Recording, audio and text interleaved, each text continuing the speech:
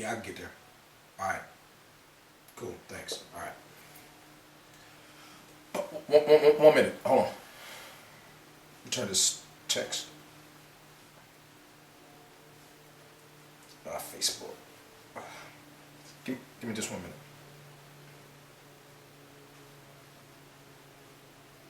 All right, thank you. All right, here we go. Hey guys, hey family, Pastor Mel again. Here we are in, I just playing. Here we are, we covered day number 6. We talked about intellectual prosperity, and that was not intellectually prosperous because you need to be focused. Day 6, we talked about reading, but day number 7, focus is the key. How many people do you know? I mean, they are all over the place. Maybe it's you. I never will forget a story. Let me tell you a little story that helped me to really understand this principle. Driving across a bridge, I remember it distinctly, somewhere in Louisiana, there's this long bridge, and I was a little bit nervous at the time. It's very high off, and you got water on both sides.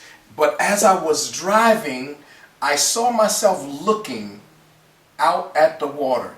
And the more I looked at the water, it seemed like the more the car kept moving over to the edge of the bridge. So I said, you know what? I need to keep my eyes on the road. Here's the principle. Whatever you're looking at, whatever you're focusing on, that determines your direction. That's why it's so important. If you're going to have soul prosperity, you need intellectual prosperity. You need to read, but you also need to be focused. Let me just share with you a couple of principles. Basically, focus really helps you to do a couple of things, and here's some things that can increase your ability to focus. First one is prioritize. One of the mistakes we make, we begin to treat everything the exact same way. It's a mistake to give everything the same amount of attention, because guess what? Not all things taking place in your life deserve the same attention.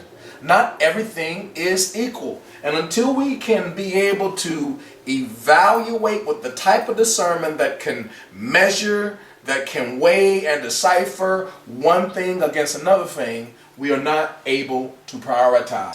And when we're not able to prioritize, then we are not able to give the right type of devoted focus to the right thing. Some of us, we're focusing on the wrong things.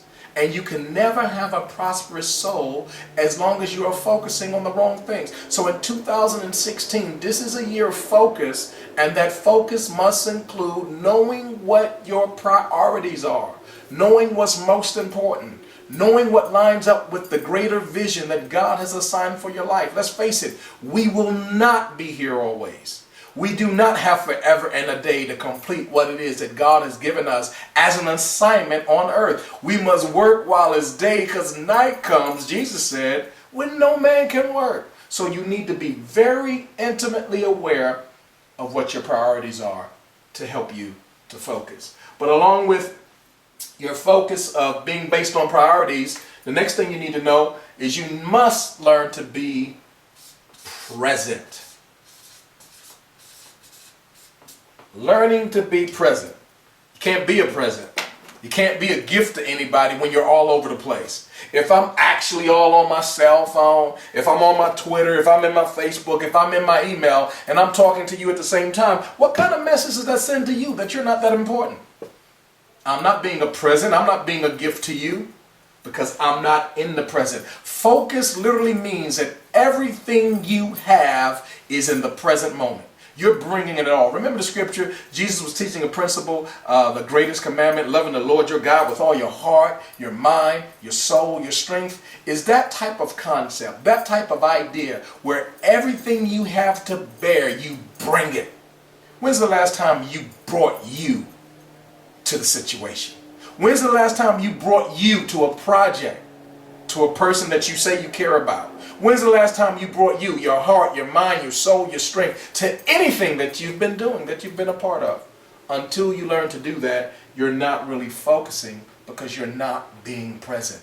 If we're going to make this a season of focus, if we're going to have prosperous souls, we must learn to be present. But one of the problems is we must learn to handle distractions.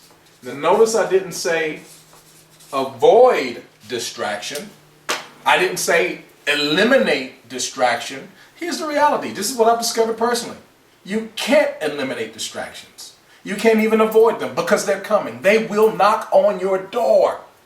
They will ring your bell. They will get their attention by any means necessary, going through one side of your head to the next side of your head. But you and I, we must develop a discipline of focus, of prioritizing, of being present in the very moment. And that alone helps us to handle our distractions.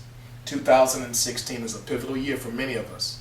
And I guarantee you, if you want a prosperous soul, you better learn how to focus.